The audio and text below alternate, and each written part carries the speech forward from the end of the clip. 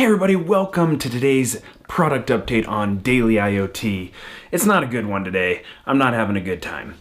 I'm working back on the screen. I was hoping to have moved on from the screen by this point, but as I was sitting here, I think it was last night or 2 nights ago, I hit reset, or I unplugged it and I plugged it back in, and I got this weird behavior happening where it would display correctly, and then outside of my partial update zone would go to all garbage, but the update zone would be fine.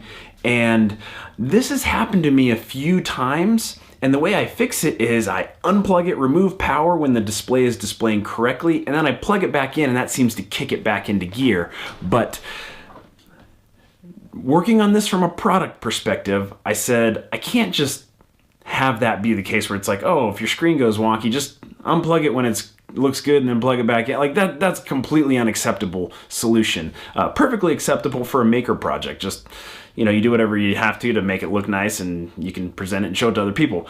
And so I said I need to figure this out, but for the life of me, I can't figure out how to get the screen back to a good state. Once it gets into that state, I should be able to issue a certain number of commands in some order that will get me back into a known good state, and that has not been the case. I've been working on this for 2 nights now, late into the night, like not getting enough sleep for work, to try and solve this. You can see right now the display is garbage. Like as I was messing around with it, it's all washed out and trying a bunch of things.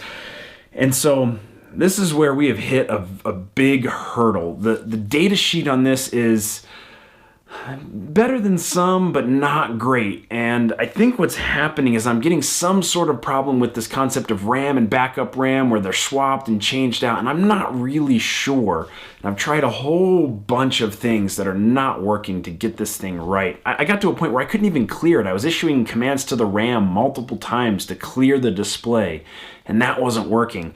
And so I have to figure this out. Like, I can't have a product that I can't control the screen perfectly through. I mean, that's something that I have to figure out what the heck is going on.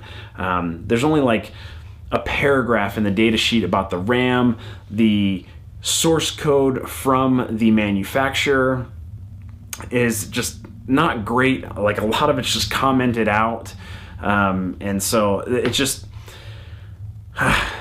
these are not the fun days, but it's raw and it's part of the journey, and that's why I'm sharing it.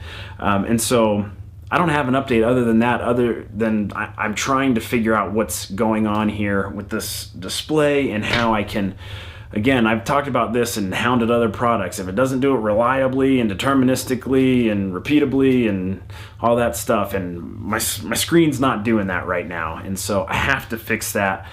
That's what I'm working on, and hopefully in the next episode, this is the last episode of the week, so hopefully I can get this thing hammered out and have a much better report on Monday. So that's it. That's the update for today. Just having to